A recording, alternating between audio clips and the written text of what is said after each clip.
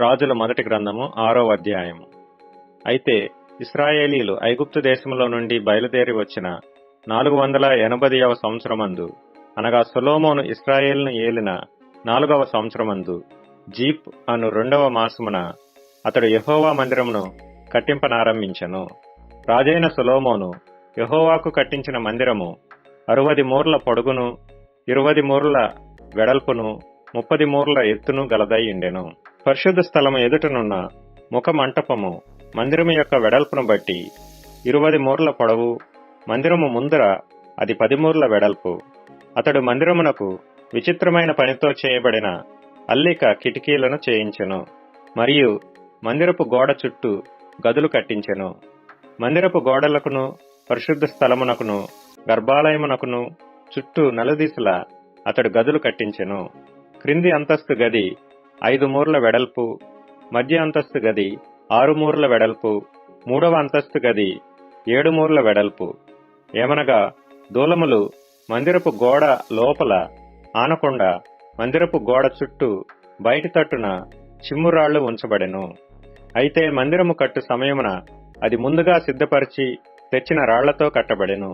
మందిరము కట్టు సమయమున సుత్తె, గొడ్డలి మొదలైన ఇనుప పనిముట్ల ధ్వని ఎంత మాత్రమును వినబడలేదు. మధ్య అంతస్తుకు తలుపు మందిరపు కుడిపార్శ్వమున ఉండెను. మధ్య అంతస్తు గదికిని, మధ్య అంతస్తు గదిలో నుండి 3వ అంతస్తు గదికిని ఎక్కిపోవుటకు చుట్టూను మెట్ల చట్రముండెను. ఈ ప్రకారము అతడు మందిరమును కట్టించుట ముగించి మందిరమును దేవదారు దూలములతోనూ పలకలతోనూ కప్పించెను, మరియు మందిరమునకు చుట్టూ గదులను కట్టించెను. ఇవి 5 మూరల ఎత్తుగలవై దేవదారు దూలముల చేత మందిరముతో దిట్టముగా సంధింపబడెను.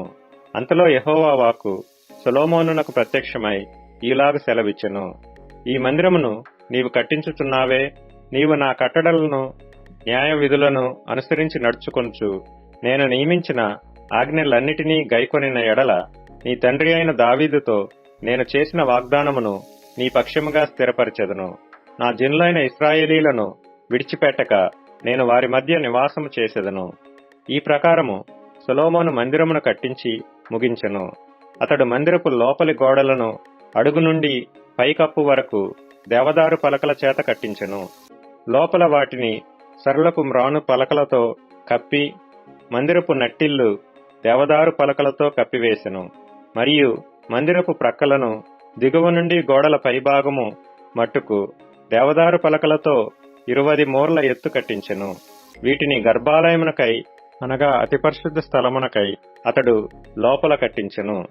అయితే దాని ముందరనున్న పరిశుద్ధ స్థలము 40 మూరల పొడుగై ఉండెను. మందిరము లోపలనున్న దేవదారు పలకల మీద గుబ్బలను, వికసించిన పువ్వులను చెక్కబడి ఉండెను. అంతయు దేవదారు కర్ర పనియే. రాయి ఒకటైనను కనబడలేదు. యెహోవా నిబంధన మందసము నుంచుటకై మందిరము లోపల గర్భాలయమును సిద్ధపరచెను. గర్భాలయము లోపల 20 మూరల పొడుగును, 20 మూరల వెడల్పును, 20 మూరల ఎత్తును గలదై ఉండెను.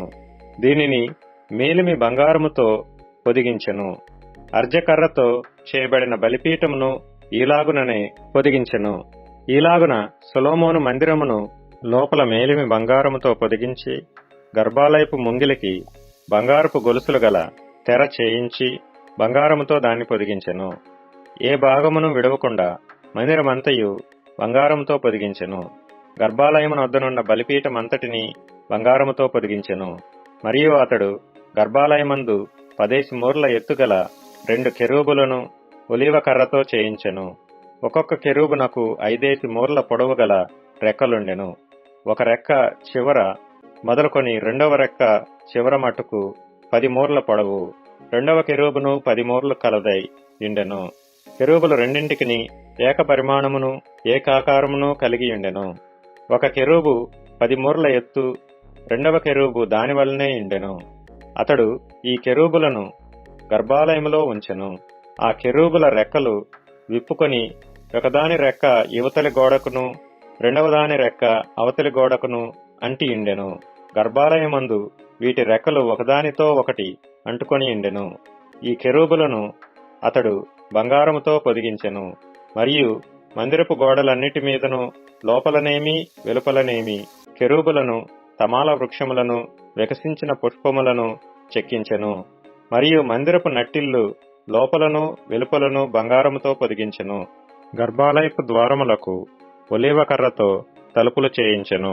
ద్వారబంధము మీది కమ్మియు నిలువు కమ్ములను గోడ వెడల్పులో 5వ భాగము వెడల్పు ఉండెను. 2 తలుపులను ఒలీవ కర్రవి. వాటి మీద కెరూబులను తమాల వృక్షములను వికసించిన పుష్పములను చెక్కించి వాటిని బంగారముతో పొదిగించెను. కెరూబుల మీదను తమాల వృక్షముల మీదను బంగారము పొదిగించెను.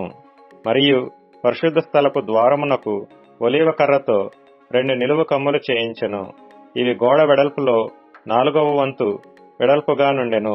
2 తలుపులు దేవదారు కర్రతో చేయబడి ఉండెను. ఒక్కొక్క తలుపునకు 2 మడత రెక్కలు ఉండెను.